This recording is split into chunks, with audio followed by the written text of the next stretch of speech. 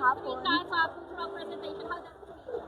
Sobra na ko kalipay, grabe.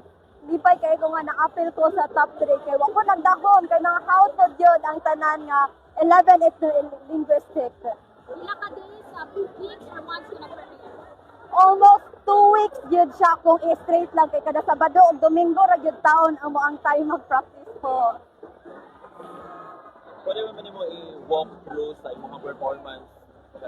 Okay po, so kato ako ang performance, nagpakita ko siya sa kanang ang manama or ang Ginoo na siya gipadala diri sa yuta nga mga guardian.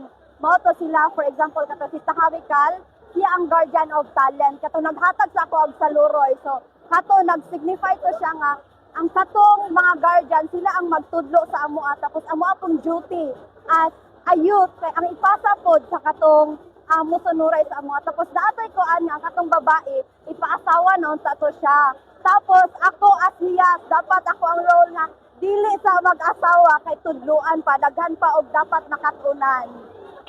How important, you mentioned earlier na magpasa from generation to generation, how important ka maliit yung mga culture mamasa from the youth to the next. Importante yun siya no kay mao gyud ni among identity as a tribe ug mao pod ni ang dahilan nganong nagpabilin nga buhi ang amo ang tribo. So kailangan yun siya kay para dili ma-end sa amo ang generation ang amo ang tribe. Hangtod yun dapat sa hangtod dapat mo flourish yun ang amo ang tribe. What are we going to expect since mag-performan mo usap na by konting usap? So kaya abangan kay maghisgot sa amin sa amo ang team pod. Pila ba katuig before napasok sa top 3 ang matigsalon sa Best in Cultural? Kana sir murag dugay-dugay pod yun sir. Mao nang lipay kay amo ang tribo kay karon nabalik na pod ni na-appeal mi sa top 3 sa cultural. Thank you. 1, 2, 3. Hello, Miss Hiyas Nasama. Apart ka sa top 3 sa cultural presentation, usay mo ang gibati. Unexpected kayo, wadyo ko nagdahon na usapin ko sa mapili sa top 3 kay during sa presentation, enjoy ra gyud nako, then expect nothing pero thank you, alhamdulillah kay nakuha ko sa top 3. Thank you kayo. How sa ka nag-prepare? At tungod sa ko ang mga supporters, ate trainer, 1 week yun mi nag-practice ani and then nag-sacrifice ko sa akong work, absent para lang ani na event and then nagbunga gyud ta nag-thank you, alhamdulillah. Earlier, nag-present ka sa mga fisherman,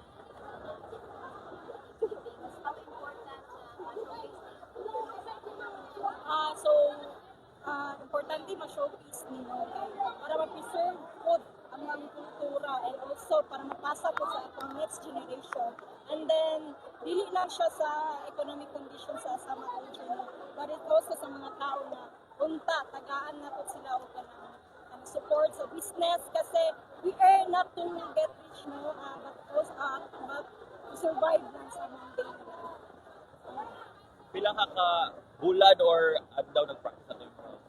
I think 2 weeks ata, sir. Now you have a lot of supporters. Kinsa man din sila? Ako Kami mga ang supporters. silingan, mga igagaw, mga katrabaho. Salamat kayo sa inyo. Also sa akong mga deputy dito sa Tribal House. Thank you kayo. This Grand Coronation Night, ipaperform mo balik.